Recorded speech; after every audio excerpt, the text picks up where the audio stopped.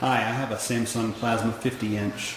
I'm not sure the model number, but I'll tell you when I get behind the TV. Anyway, you can see all the little digital specks all over it, the distortion or whatever you want to call it, red and green everywhere. This just started happening since I got a PS3 and started watching Blu-ray movies, and it was more noticeable. So I did a few internet Google searches and found that there's this little place in the back of the TV, if you take the cover off, that you can adjust on my model right here. This little white adjustment screw. I turned it all the way counterclockwise.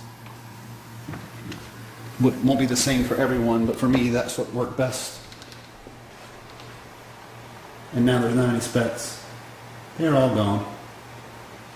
Nice and clear. I only noticed these specks on dark scenes like this is Casino Royale, the very beginning, where it's black and white. Anyway, I hope this will be useful to somebody who wants to do it themselves. It didn't cost me anything. I just took the back cover off of my TV, gained access to that little port, and that was it. So, good luck.